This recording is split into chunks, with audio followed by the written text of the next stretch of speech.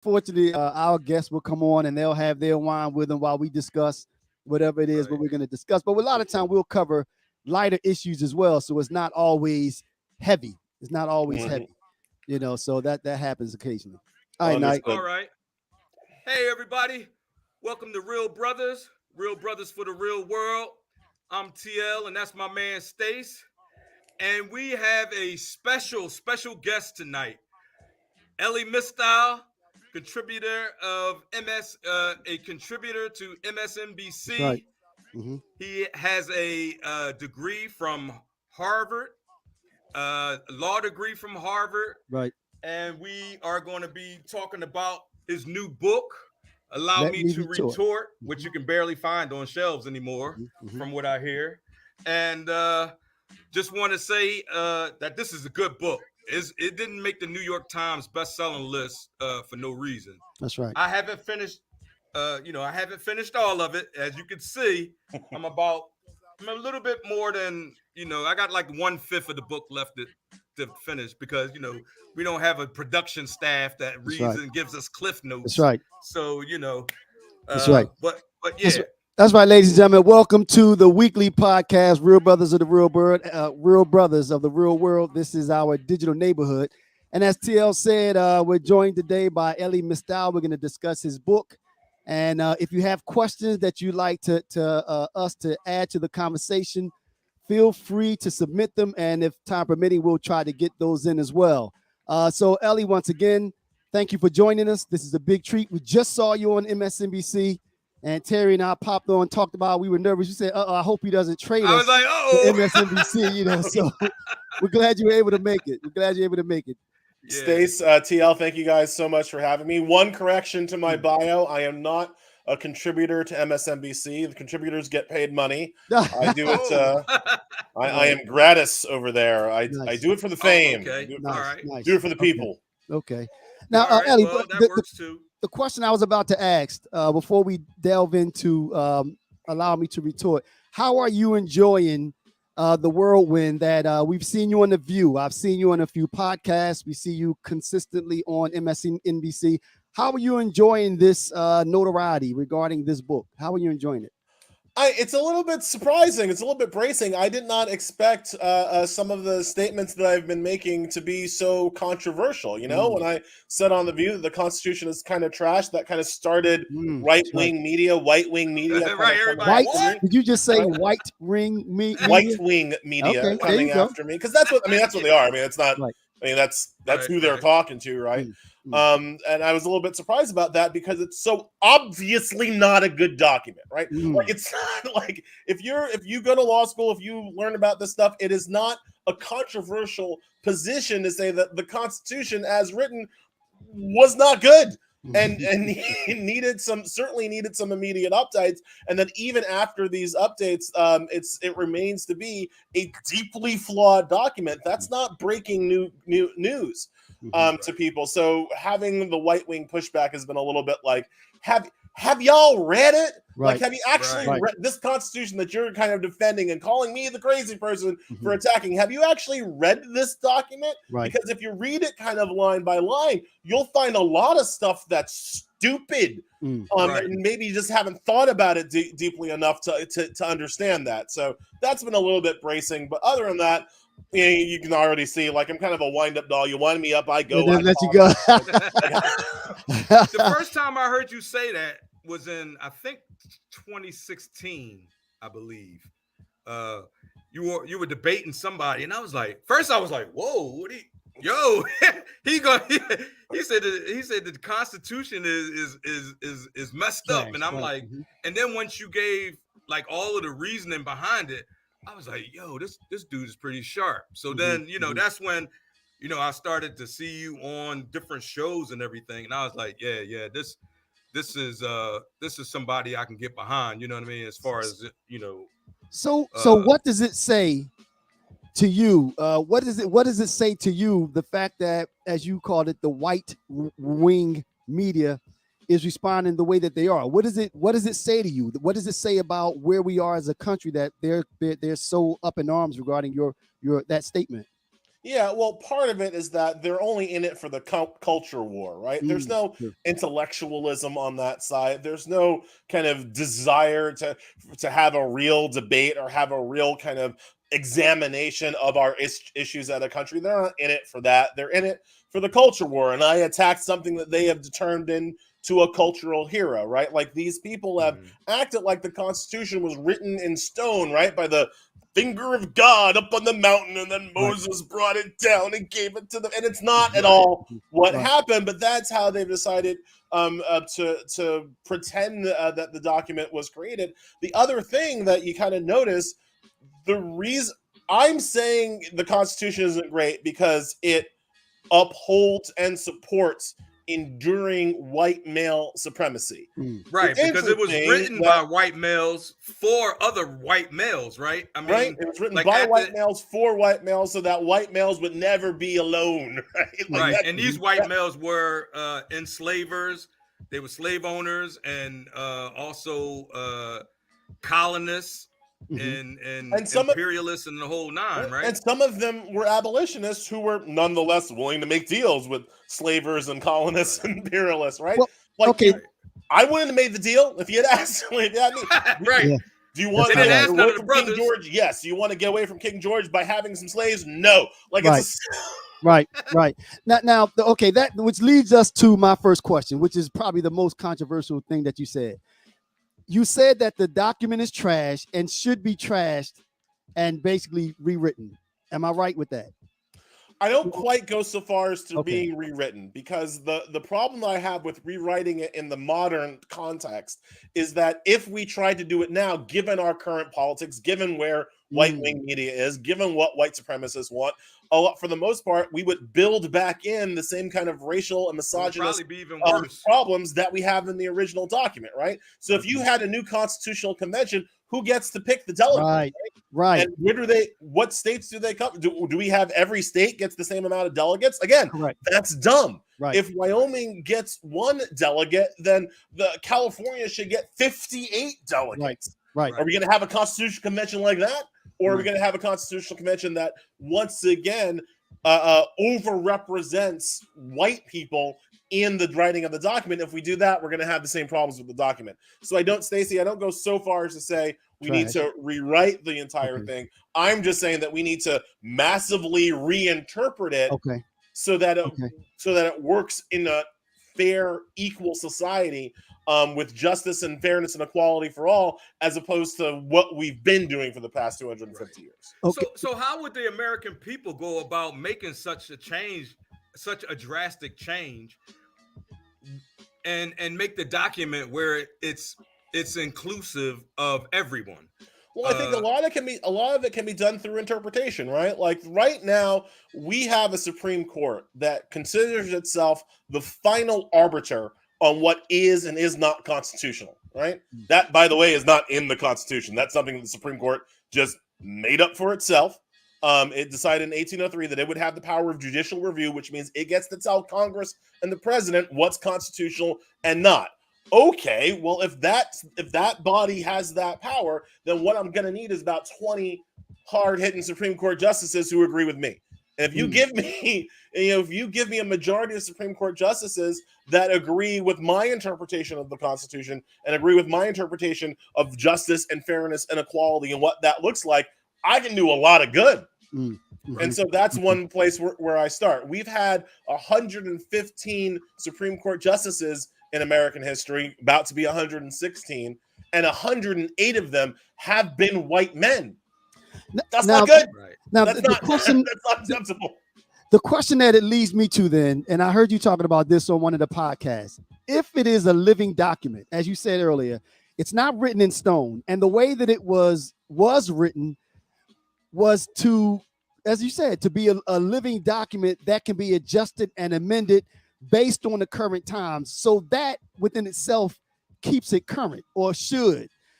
So with that being said, right, it should. So the question then that I have is the problem that we have has more to do with participation in the political arena more so than the document itself. Meaning, I'm listening.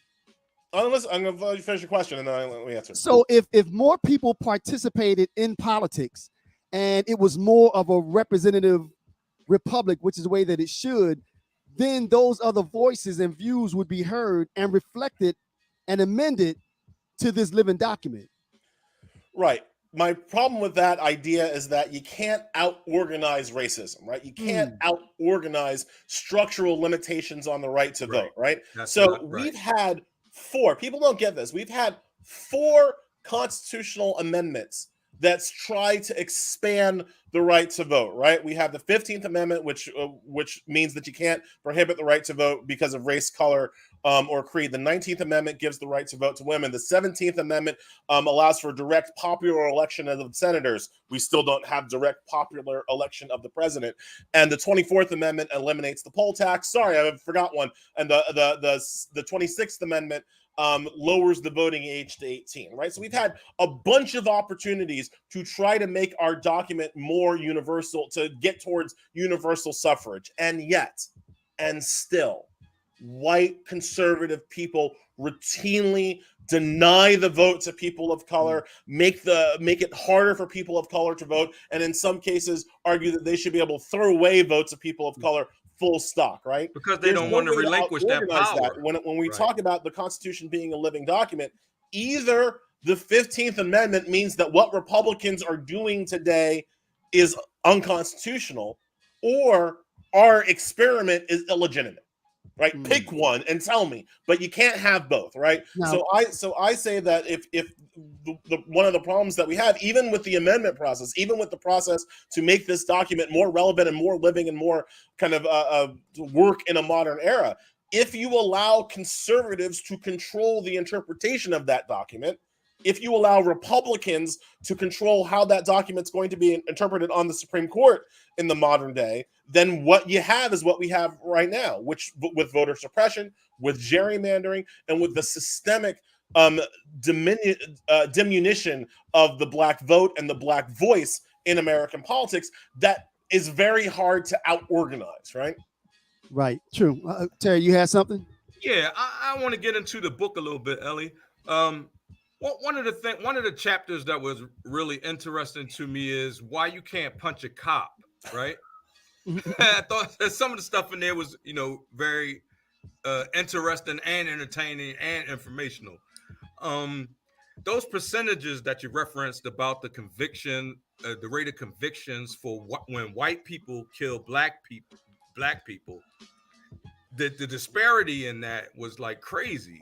Yeah. So how can we get that issue along with the Fourth Amendment, changed? Yeah, so let's bring everybody up to speed so we're all on the same page. What TL is talking about is, I say in the book, the laws around self-defense, like, defense of yourself against an attacker, are some of the most provably racist laws that we have statistics for. If you are a white person who shoots a black person in so-called self-defense, you are 254% more likely to have your shooting judged as a justifiable homicide than if you are a white person who shoots a white person. If you happen to be a white person who shoots a black person and claims self-defense in a stand your ground state, that's not even if you claim stand your ground. If you're just claiming self-defense in a state that has a stand your ground law, like think of George Zimmerman shooting Trayvon Martin. He didn't claim stand your ground in Florida. He claimed self-defense in a stand your ground state. Yet that white person is 350% more likely to have their homicide viewed as justified and escape prosecution from the law. That's terrible. But is that okay? So now that's stronger than that, right? So what we have is a system of self-defense that is fundamentally and systemically racist against black bodies. TL was asking how we change that. Again, I say that you can stop a lot of this by changing a couple of cases. I have 3 cases in particular on the Supreme Court that I talk about in the book, changing the use of force, changing the stop and frisk laws, and changing qualified immunity. That would lessen the ability of cops to shoot us. But in terms of just the average white person on the street shooting and killing a black person that they claim self-defense in, that's a longer-term project in terms of really changing the jury structure and quite frankly changing the racist culture of this country. And that, and I was going to get at that because see, and that's what I was going to get at, because TL and I, we talked about this one time before, and I tend to think that a lot of it is not so much as an issue with the written law. From my position, I thought it had more to do with the interpretation of it, because the law doesn't state black or white. But if you have, like you said, Zimmerman had a jury trial, right? Zimmerman had a jury. So if he had a jury of his peers, of those laws. Right, it's the application of it, right? So with that being said, again, if more people were, and I go, of course, when they choose the jury selection would have to be tightened up a bit. But if the jury selection was changed or adjusted, then he has a part in his book that actually explains the jury selection process and how black people have always been taken out of that process by, I forget what the name of the term is. I guess it's called the Preemptory challenge, right? So if you go to jury duty, as hopefully everybody should, it's one of the most important civic duties that you can do, and really one of the best ways to stop injustice from happening in the black community. Take your jury summons, go to jury duty if you can. It's one of really the most important things you can do as a citizen. In any event, you go to your jury summons, you get impaneled for a trial, and what happens is that both lawyers get to ask all the prospective jurors questions, right? And then based on their answers to those questions, the both lawyers have the opportunity to reject people from sitting on the actual jury. We call these rejections peremptory challenges. Turns out lawyers don't actually have to have a reason to reject you. They can reject you for any reason or no reason at all. There are very few rules governing peremptory challenges. It took a long time in this country for us to say that you couldn't reject somebody from the jury just because they were black. When I say a long time, I mean it wasn't until 1986. Wow. 1986, the Challenger exploded. It wasn't until the Challenger exploded that we had a case that said you couldn't reject jurors just because they were black, and if you did, there would be some process to see if that was legitimate or not, right? So that was called Batson v. Kentucky, and it's a huge case. It's a really important case. But at the end of the day, even after this case in 1986, the way the court decided it was that you can't reject somebody just because they're black. But if you have a legitimate non-racial reason, then you can still reject black jurors. And boy, let me tell you about some non-racial reasons that people have come up with, right? They've said that they've rejected jurors because they look like the defendant, because they have similar hair. Like all of these racist tropes have been used to still reject black jurors, which is why in many counties, even though the county itself might be diverse, you'll have a jury of almost entirely white people, and that's still happening today, right? And look, think about the Ahmaud Arbery killing in Georgia. They had an all-white jury. All-white jury finally did the right thing, thank God. But they still had an all-white jury by rejecting the 4 black jurors that showed up in the town. Right, that should be unconstitutional. And the black public wasn't sure that they would even. It's not. And the black public wasn't even sure that they would even, convict those people. You know what I mean? Because it was a doubt in my mind. I'm like, I wasn't sure. I wasn't sure. No one was 100%. It's almost like we've been down that road before, so no one can be confident that decision is going to go, quote unquote, the right way. I have a question then. So with that being said, Elie, as you just mentioned that in that case with Arbery, a white jury convicted, an all-white jury convicted those defendants. So the question is, and this can also go back to when you're talking about the Constitution and participation. As the country browns and more people of color get involved, and you have and even some white folk become a little bit, and I hate to use the word, but kind of wake up a little bit. Does that change and browning within itself also have a positive effect on the way laws are written? So I'm asking, as the country changes and browns, does that also give you any hope that things will get better? Well, when it comes to criminal justice, not unless you have a camera phone, right? Like, I just pray to God, Right. if they get me, that I get that somebody, there's a surveillance camera somewhere, right? Because what we have seen in our country is that white people won't even pretend to listen to you unless there's video. Like, the video doesn't mean that white people will do the right thing, but they won't even think about doing the right thing unless there's actual video of them getting you, of them killing you. Without the video, they don't even want to hear about it, right? And the thing is that they have been doing this for years. The smartphone is what actually has taken our movement, or our the cops aren't killing more of us. Cops are being caught more, us, right? Just like they've always been, because of the smartphone, and also because what you also see, and I've written about this a lot, not in this book, but I've written about this a lot on The Nation in my columns.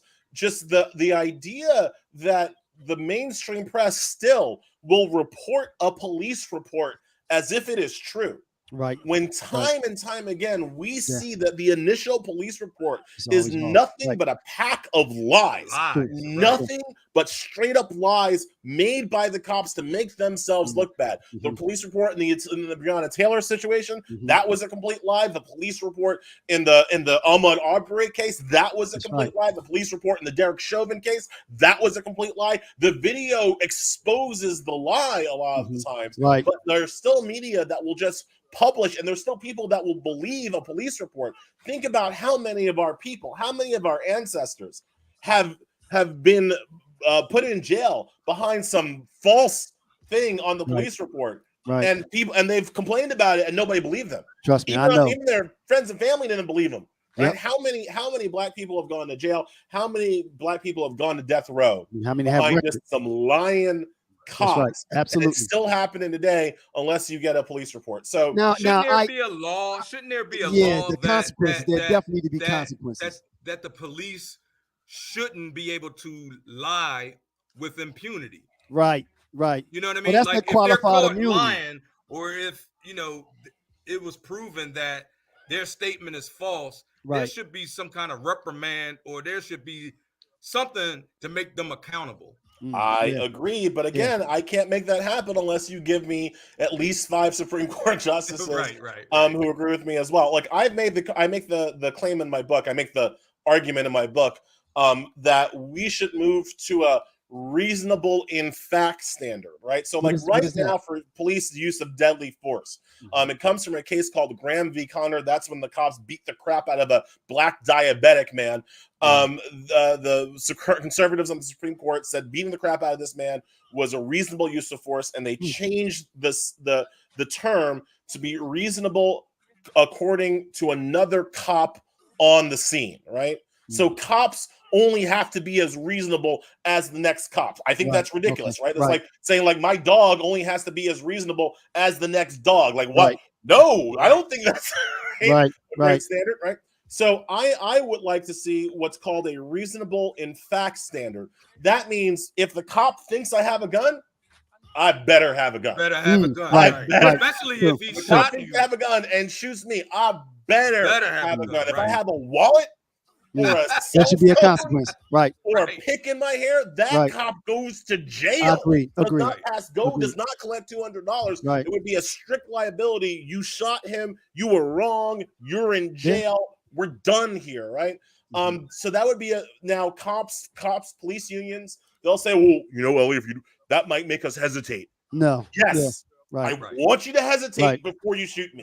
I don't think that's too fast. That's it. Yeah. Is that right? I was about to just say that. Is that a lot to ask? I mean, just Give me I a want you to second. stop and think. I want you to be sure you have to kill me Right. before you kill me. So now, let me ask you this then. So, they the anti-lynching bill just went through, right? Right, just went through, and we see gradual changes happening, and even going back to when we talk about white folk not believing you unless they see video. Again, the gradual changes that we see taking place, though, is it is not fast enough, or what are your thoughts on that? Because we see things changing, and now we even have, there's some white folk out there that are on the It's lines not and changed. marching, That's and appeasement. There's a I difference. mean, but it's changed nonetheless. It's changed nonetheless. What are your thoughts? Are we seeing changes? I'm still waiting for my George Floyd prize. I'm still waiting for my Michael Brown prize. We had black people out in the streets for an entire summer during a pandemic, demanding immediate redress of our issues, demanding justice now. And what law did the federal government pass? Federal. Zero. Okay. George Floyd policing. Joe Biden would be retired in Delaware if it wasn't for black people. That's right. But where is the George Floyd Justice and Policing Act? It is dead in the water and in the Senate, right? Now, part of this I address in the book, part of this is part of the problem is federalism. Correct. Federalism is the idea that instead of one big country, we have 50 independent states, whatever. Right. Now, look, this is something that I always try to tell, especially younger black people just getting into understanding the law and things like that. Whenever you hear states' rights, whenever you hear the argument states' rights, you should think about it as the exact argument that the slavers made. That states' right argument, it comes from the slavers who wanted to protect slavery at the founding. It was enveloped. It was interpreted and emboldened by the former Confederacy when they couldn't deal with the idea not of ending slavery in the South, just stopping its expansion into the West. States' rights is always the last bastion of the slaver. And every time you hear that phrase, even if you're hearing it from somebody on our side or is good or whatever, you should always have a heightened what is he really talking about? What is he really saying? Right. So when we talk about like federalism when it comes to policing, understand we don't have one police system. We don't have 50 police systems. There are over 3,000 sheriff's offices in the United States of America. And each one of those offices, sheriff's offices or, police commissioner zones, right? And each one of those offices has a little bit of power and determination over the rules of when I can be shot to death, right? So literally the rules governing when I can be shot to death and whether or not I will be shot to death change on whether I'm in Manhattan or Hoboken or Trenton. And that is bonkers. Like that is, again, when I talk about the Constitution being kind of trash, that is a dumb system. Right. True. We should have a baseline. We should have a baseline of police accountability throughout our country below which no police force can fall. And then if some jurisdictions want to make even a higher standard, that would be fine too with me. So there's a lot of ways to think about reforming here, but one of the ways is to have the federal government really step in and establish some baseline rules, like the no chokehold thing, like a rule against no-knock warrants. Now, Biden's done it for the FBI, and that's great. There are a lot of brothers out here being shot by Clarice Starling, but sure, it's great that he's done it for the FBI. At what point is he going to do it for the local cop on the street? Because that's my problem. Yeah. So let me ask you a question, Elie. And so Stacey, he always pointing out the incremental changes to me, and I'm always like, no, we've been waiting over 400 years. That's a little bit too incremental for me. So we have a thing. We have a thing called the Black Dollar Blackout that we're trying to do on June the 11th, which is the day, which is the date that my son was murdered. And what we want to do is try to show the financial power of black people in this country. Because the bottom line is, no matter how much we protest, march, vote, the bottom line is that it's about money, right? And the only way that we can leverage our strength is to withhold our black dollars, because our black dollars are very important to this, not only just this economy, but the financial market. This country literally runs on the back of black people. Absolutely. Now, I do agree with TL regarding the strength and the power of the black dollar. But when that little dig he put in, let me kind of give you my spin on it. He tried to sneak that in on me. He didn't think I was listening. A little shady. All right, but my response to that, Elie, is always that the way this country was built, and for any major decisions, I don't think that change be swift. I think that any change, especially when you talk about federal, you talk about changes at the federal level, they should be thought out, they should be pondered, they should be considered, and it takes time. I don't think that anyone should be able to go in, snap their fingers, and make a change, because while it might benefit you one time, now you might get someone in there like Trump, snap his fingers and make a drastic change and spin everything backwards overnight. How much time do we need? No. I mean, but again, as I said earlier, though, I get it, but I look at where we were versus where we are, and again, I just say that change, that type of change, as long as we're moving forward, that's what I'm looking at. As long as we're moving forward. So. I got a couple of things here. One, let's interrogate this idea that we're moving forward, right? Because I know why you say that. I know why we don't want to denigrate what progress has been made, right? We don't want to, my mom was born in 1950 in Mississippi, right? I've been to a family reunion where my mom had me, drink from a water fountain, and I was like, Mom, I'm like 9. I'm like, Mommy, I'm not thirsty. She's like, drink from this water fountain. I was like, okay. And I drank, and you can see they just scratched out the whites only, right? Wow. And so, like, for my mom, it was this big thing of having her kid drink from the water fountain that she wasn't herself allowed to drink out of when she was a kid, right? So there's progress. I'm not trying to denigrate the idea movement, but let me finish. However, all right, let's look at it in broad strokes.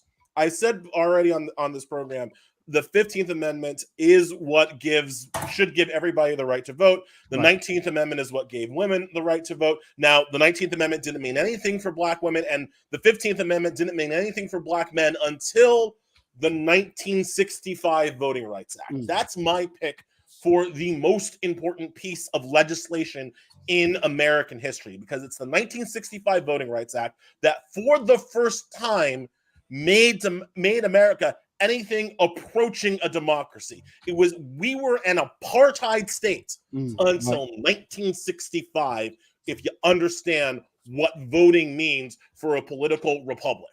Okay, so from 1965 on, it takes black people like 40 years to go from oppressed and not able to participate in the politics of the society to electing the first black president. Name me another. Like, that's a historic rise, right? That shows that we are not what the media says about us. We are not lazy or shiftless. Right. We are deeply committed to politics. We are not apathetic. 40 years from started at the bottom, now we here. Right. Then Obama wins again, proving that it wasn't a fluke the first time, proving the strength and power of an unleashed black voting populace. And the first thing that white people did once Obama won again, once they realized it wasn't a fluke, was to take away the Voting Rights Act. Right. That's the first thing they did. John Roberts, 2013, Shelby County versus Holder, cuts the Voting Rights Act out of the knees. So before they do any of this other crap they're doing, before all the other voter suppression ideas, the first thing they had to do is get rid of the Voting Rights Act. Right. So when you look at the big picture, and you can say that we have made progress, but I would like to say, and I think TL already mentioned it this way, we've made movement. I don't know that we've made progress. Right. Because, that's a good way to say it. That's a good way. Yep. Because as soon as we did start to make progress, white people took the one thing that we needed away from us, and that was the ability to participate. But the law, the Voting Rights Act, this is not like Jim Crow. This is exactly what Jim Crow was. Right. But now the other side of that, to tease that out a little further, then laws change when something happens and you realize that you need to address something. So, like you said, no one, maybe no one was ingenious enough to think that they would go in and tamper with the right to vote, which they did. So now that you see that happens, now you have to hit the street again. You have to let the folk know what's going on and say, look, we need you to vote, because look at what they're doing in these southern states as far as stripping away the right to vote. So I guess one could also argue that just makes us realize that we have to stay vigilant, because if we relax, then these could be the consequences that happen.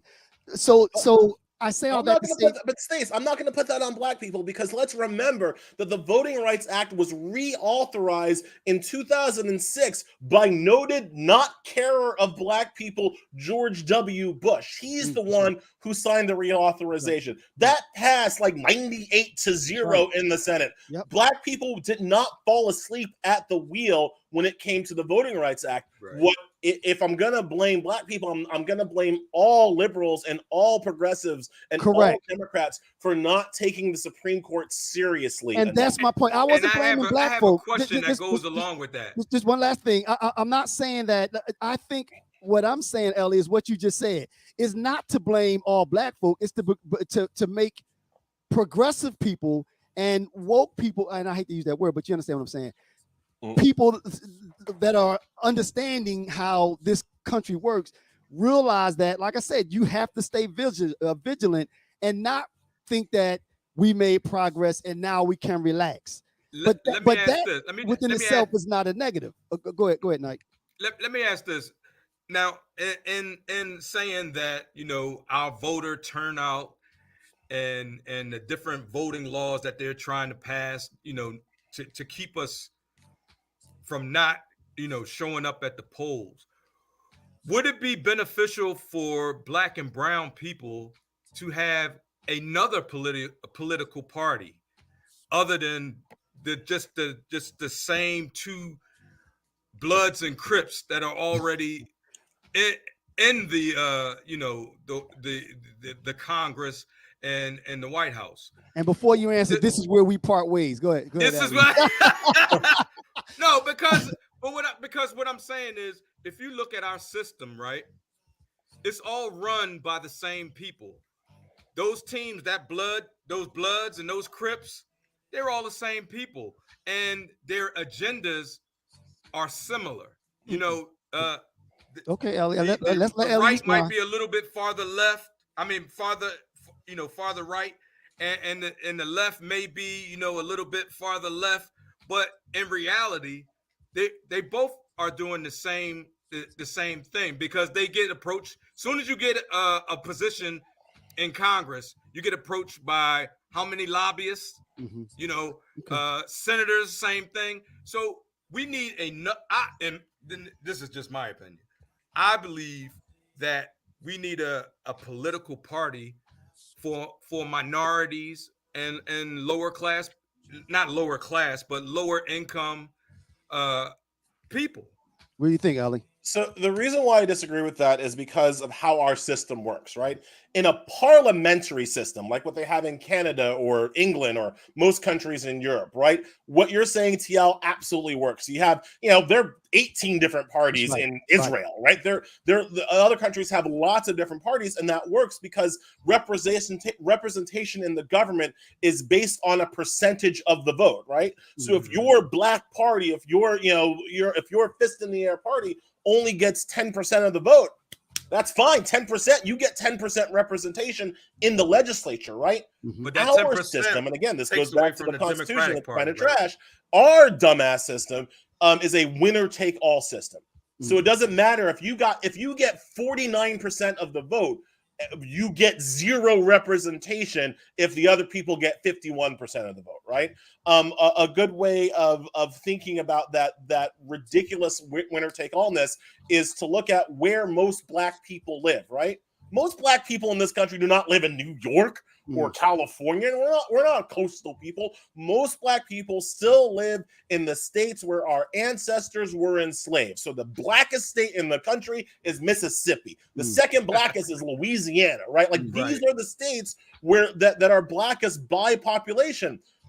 But as long as white people stick together in those states, the reason why Mississippi and Alabama and Louisiana and Georgia are generally red states, despite an overwhelming amount of Black people, is that there's just a little bit more white people. And because we have a winner-take-all system, having plus one white person makes that the whole state is represented by white people, right? So, like, honestly, if you thought about it in a parliamentary system, a state like Mississippi would send 51 delegates that were, Republican and 49 delegates that were Democrat.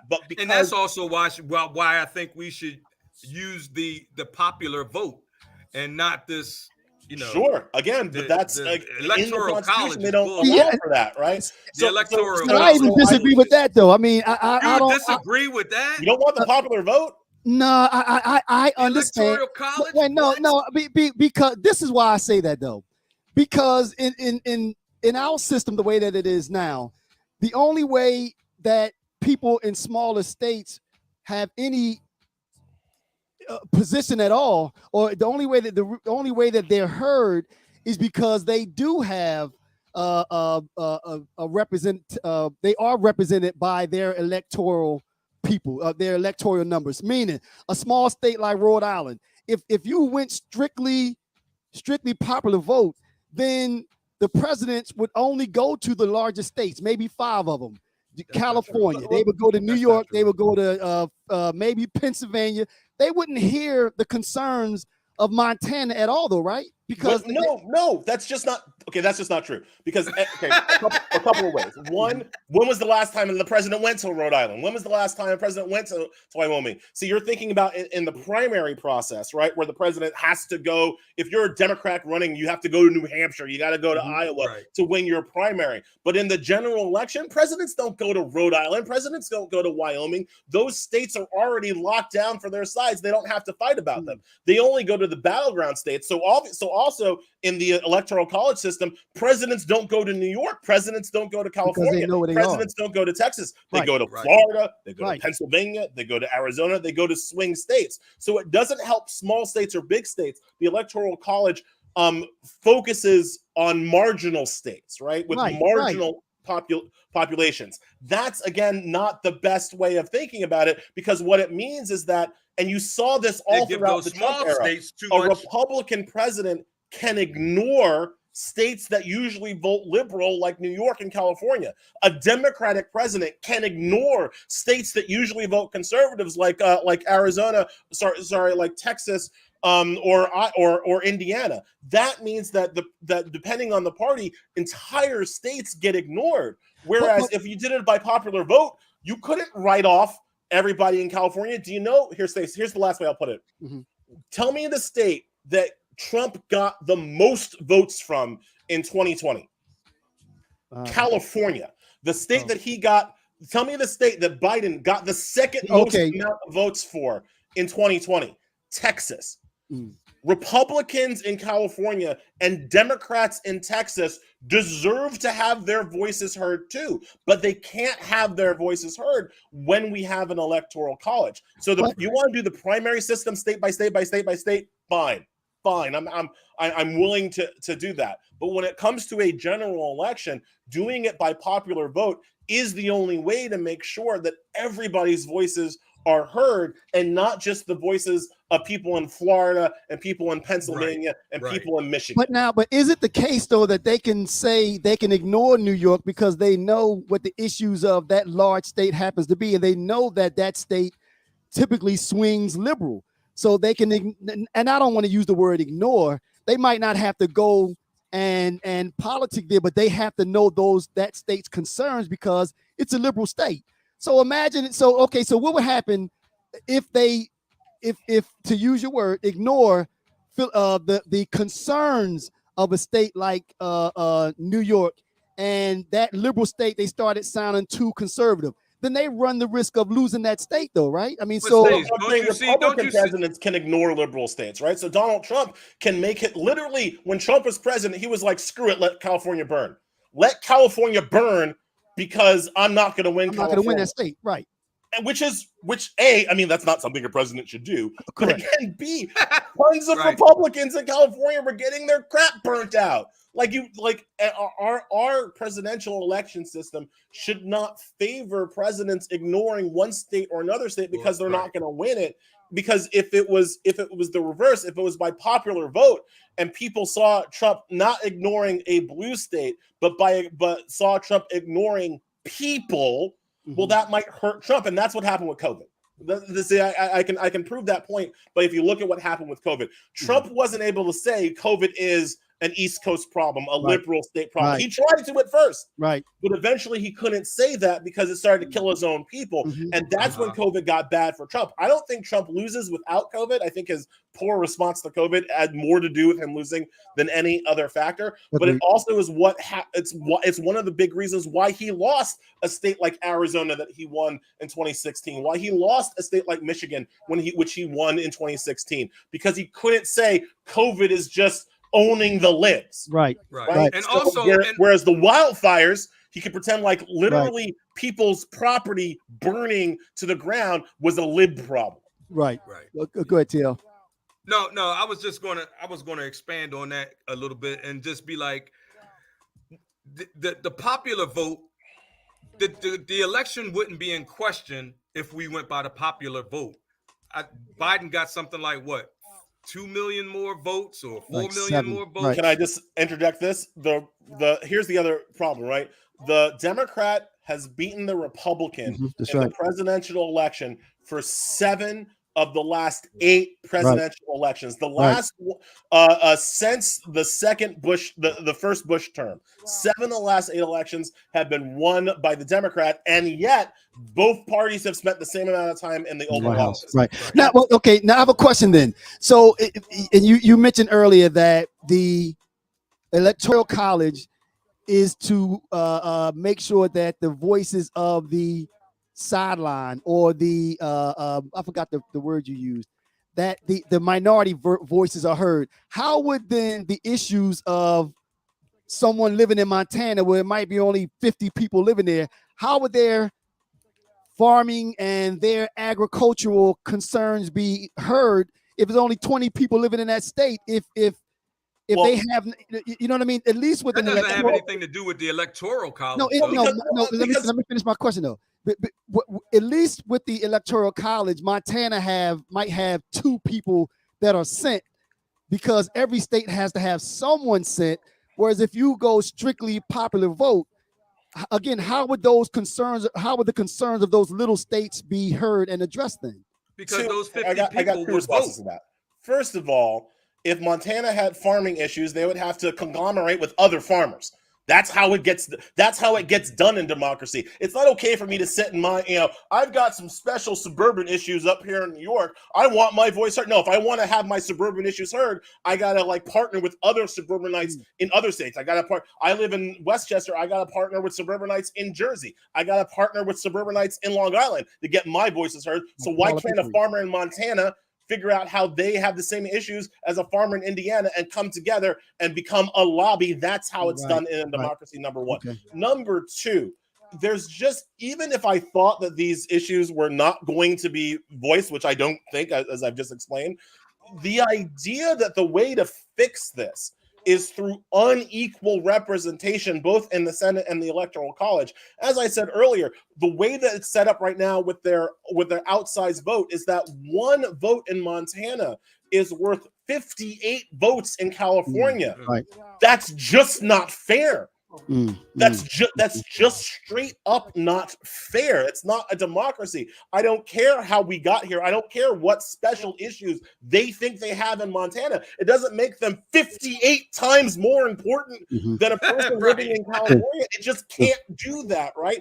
North Dakota and South Dakota combined get 4 senators and have a smaller population by a factor of 10 than Queens. Queens, right? So you cannot tell me that Queens gets, a 1/19th say in the 2 senators from New York, but both Dakotas can roll up with 4 senators, and now we have a democracy. That's not democracy. That's white rule. And the last thing I'll say about this, the reason why I say it's minority white rule is because, as I've said, Black people are not evenly distributed throughout the country. People of color aren't evenly distributed throughout the country, right? Latinos, they're living in Texas, New Mexico, Arizona.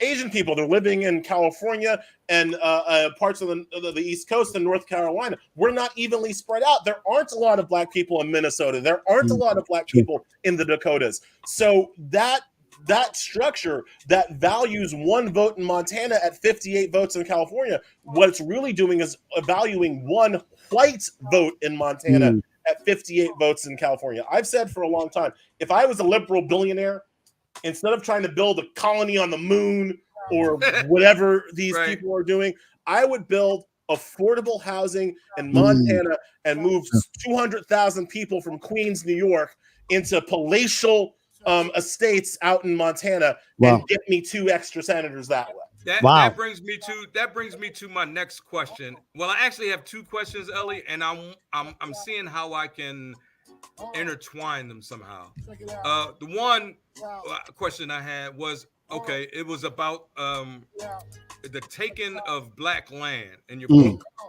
and it was talking about, and this is something I had no idea about. And it's one more thing I learned about, from your book, that Seneca Village, the way they took, which was a Black. Well, I'll let you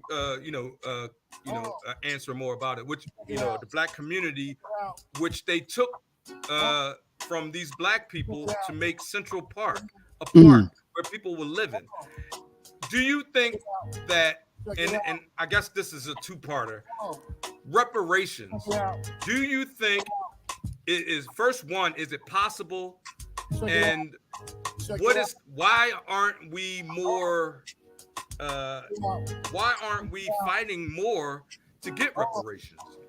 We have a GoFundMe actually we're trying to raise money for an attorney for reparations, because we're trying to do this for I don't know the legal system as well in order to pursue something like that, but I do know we need reparations. So I am a fan of reparations. I believe that reparations are necessary and should be required. I think where people get screwed up with reparations is that it's very complicated to think about how to dole them out, who to give them to, for what. Like, are you giving just reparations from slavery? That kind of thinks about one kind of harm. But like, if we're giving reparations out, why would we stop the clock in 1865 when there was so much racism and lynching and bombing that happened after 1865 straight up until pretty much the present day? How are you going to give reparations for slavery but not give reparations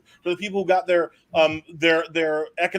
economy bombed out from the sky in Tulsa, right? How are you going to give reparations to people who got their economy bombed out of the sky in Tulsa but aren't going to get reparations with people who had their families destroyed by redlining or by takings? And that brings me to the point you were making about Seneca Village. One of the things that happens a lot in this country is that whenever the government wants to take your land to build whatever they say they want, sometimes it's a good thing like a hospital, sometimes it's an unnecessary thing like a sports stadium, but whatever it is the government says it needs to build, when it comes to take your land, it's usually taking poor Black people's land and giving them cut rate slum prices for that land, not paying them the full value of the land, and certainly not paying them full value of what the land would be worth after the white people come in and do their quote unquote development, right? So I think that reparations I think that takings are a great way to start thinking about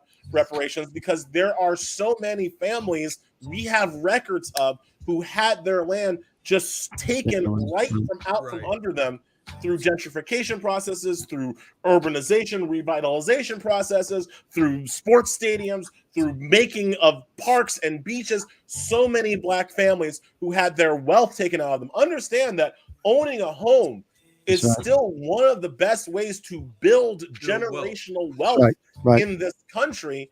And owning a home is exactly what is taken when the government comes and takes your property to build a Central Park or to build a new sports complex, right? So I think takings are a great way to start the conversation of reparations, because it's very easy to see, like, we paid you X amount for the land. Yeah. The land is actually worth Y. Right. Here's the difference. What we owe you. Right. On our webpage, I have a question. I have examples of people who have already received reparations from the United States, and my only concern is, like, so Japanese Americans, they've $1.6 billion. What we have, Ottawa Indians, 32 million. Chippewas, they got a settlement. The Soy Indians, the Sioux Indians rather, they got us reparations. Alaskan natives, they got reparations. So what I'm saying, it could be done if they want to do it. Yeah. They just don't want to do it. Well, and like you said, I could give them you could cut off, like, if you're migrated to this country, if past a certain date, your qualifications should only be that you're Black, because none of us would even be here if we weren't brought. And there, as far as I know, there's no there's no statute of limitations on human trafficking. True. As far as I know. I have a question now, and I heard you mention this, and I thought it was interesting because you hear it a lot. You said that reverse racism is not real. Right? Okay. Yeah. Can you elaborate on that a little bit?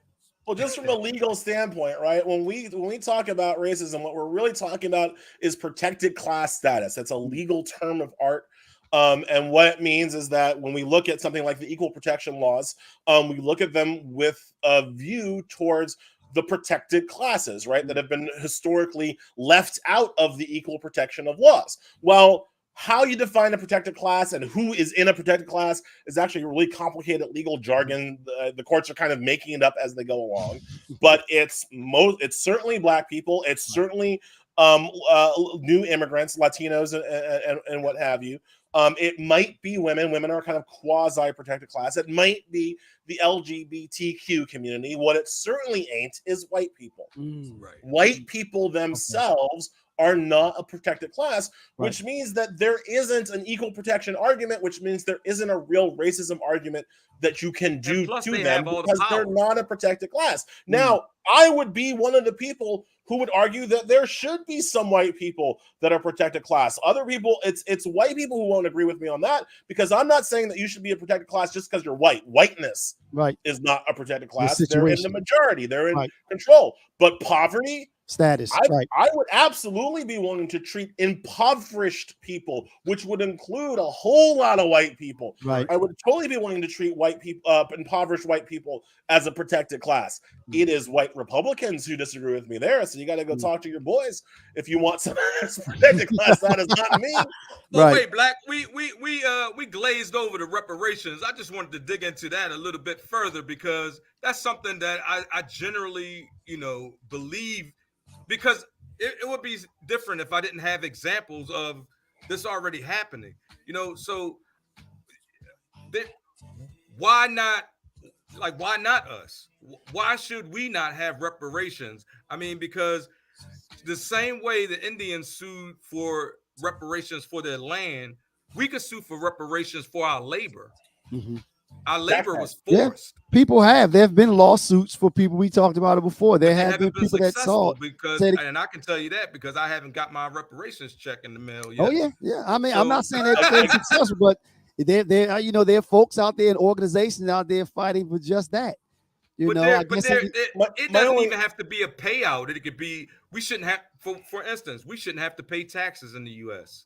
We built this country. We shouldn't have to pay taxes. well, Ellie, were That you could be about to part say of our something? reparations settlement. I Or like the ideas. My issue is that I'm still trying to get the Supreme Court to agree that white people can't discriminate against me tomorrow. Right. Right? Like, Right. It's just so much. like Right. I would right. love to get the Supreme Court to agree to give back pay for labor, but I can't get the Supreme Court to agree that I should be allowed to go vote this November without friction, right? So like where the court is, you gotta remember the court right now is 6-3 conservative, right? Like like we are like, and I think a lot of liberals don't understand just how behind we are. That's right. Getting the court to agree to any of these ideas is just to me, unless we change the structure of the court, we're getting nowhere. You think we should add? You think there should be more justices added? Go ahead, Knight. What are you saying? See, here's the thing. Like you're acting as if the Supreme Court is going to do something because it's the right thing to do, but no, that's not. That's not the way it works. How they act. So, like, yes, you can say here's a precedent that you all should agree with, and they can say, yeah, we're not going to look at that. We don't care about that. That's what they're going to say with abortion right now. That's what they're going to say with gun rights. Think about the Muslim ban, right? The Muslim ban was clearly a religious test. It was clearly unconstitutional. The Supreme Court said, I don't care. Right. They just I don't care. There are tons of good quality legal arguments you can make, but if 6 conservative justices do not agree with you, then it doesn't matter. Nobody stops them. One of the things that I've tried to get people to understand our system is flawed through the book is that, like, people understand the power of the first branch of government, of Congress. They understand the power that Congress has. They understand the power the president has, the second branch of government. They don't understand the power that this third branch of government, the Supreme Court, has. It has just as much power as the other two branches. And I argue it has more power than the other two branches because the Supreme Court can veto acts passed by the other two branches, right? So the president can say, okay, everybody gets reparations, and the Supreme Court can say, no, they ain't. It's unconstitutional. right. So do you think that they should go with, I know they were kicking this around at one time, that they should add additional justices, maybe go to 15? Yes, term limits. Yes, I think we should add 20. 20? People go, yeah, why is 20? Well, if you think 29 justices are too big, I'll have you know that the Ninth Circuit Court of Appeals, that's the lower court that controls California, Oregon, Washington, Arizona, Hawaii, they have 29 judges, and they work just fine. And so why can't the Supreme Court have 29 justices? I'll tell you what would happen with 29 justices. One, the confirmation process would get a lot better. Because it would be a lot more rote, just replacing people as they come up. It wouldn't be so everybody go to the mattresses. Decisions would get a lot more mainstream.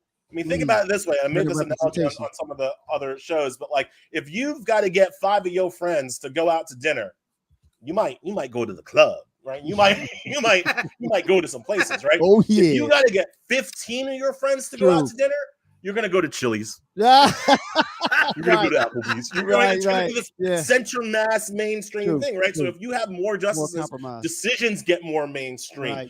They get less extreme because getting 15 people is like herding cats on any one issue, right? And the other things that some of these other issues that you're talking about, I heard TL mention term limits, right? Now, I think term limits should be constitutional. Other people think that term limits, you need a constitutional amendment. You know how you get term limits? Give me 20 justices who think term limits are constitutional, and guess what? They're constitutional because the Supreme Court can do whatever it wants. See, but now, but then when does it end? Why not 40 justices? Why not? Why not? I mean, where does it end then? What? Who cares? Like here, okay. So I have a couple of arguments for this, and these are the last. I gotta go. So these are the last two. Okay. Yes. All right. One. Right now, conservatives control the court 6-3. If I want to put 10 justices on, let's say, and we get it to be 13-6, and then Republicans come back and they put 10 justices on, and it's 16-13. How is that worse? Right. How is that worse than right now we are behind? If we go 10 and they go 10 and we go 10, and how is that worse than where we are now? Number one. Number two, understand the American Supreme Court is overpowered compared to other countries, right? No other Western industrialized country, other than maybe India, has a Supreme Court nearly as powerful as ours. This power that I was just talking about to veto what the other two branches of government say, that doesn't happen in Canada. The French Supreme Court cannot veto the Prime Minister of France. Are you kidding me? It's our Supreme Court that can do that. So when you say, Stacey, where does it end? If the Supreme Court gets so big that it simply becomes a super legislature, that would actually make it work more like other countries. We would just have a Supreme Court super legislature as opposed to our current legislature. Wow. Now we see why you're so controversial. That's right. No, we see why he's the man. Right. That's what. Absolutely. Hey, everybody. In closing, here's Elie Mystal's book. Allow me to retort on the New York Times bestseller list. I promise you won't be able to put it down. I saw that. He's like the black voice that echoes in the cave of whiteness. That's my man, Elie Mystal, and we want you to go out and get the book, and also keep tuning in to MSNBC to check him out. Till one day he's a correspondent. That's right. We gotta make him official. Any closing words, Elie? Any closing words for the folks, man? Man, thank you guys for doing what you're doing. Thank you for bringing the real voice to the people. This is, the reason why I coined the term white-wing media is because we get so much of our news and information filtered through whiteness. One of the reasons why I wrote the book and one of the reasons why I was very happy to come on your show is that just talking about what's happening in our country without the white filter, that's actually super important. So thank you guys for what you're doing. No problem, and thank you for joining us. Don't forget, Terry, you got something in closing? You got something, Knight? Yeah, well, as in always, we thank you guys for coming to our digital neighborhood, and as always, love is the new black. Once again, y'all, thank you, Elie. We really appreciate you taking some time out with us. Don't forget to check them out occasionally on MSNBC. Don't forget to get the book once it's available. You can order it. Allow me to retort. We want you to go on YouTube and subscribe. We'll see you back here next week with the weekly podcast, Real Brothers for the Real World in our digital neighborhood. And the Thank you very podcast much, can y'all. be found on all major outlets, wherever you get your podcast. Elie, thanks again, man. Be safe out there. We'll be talking to you. Peace out, guys. Elie, thanks a lot.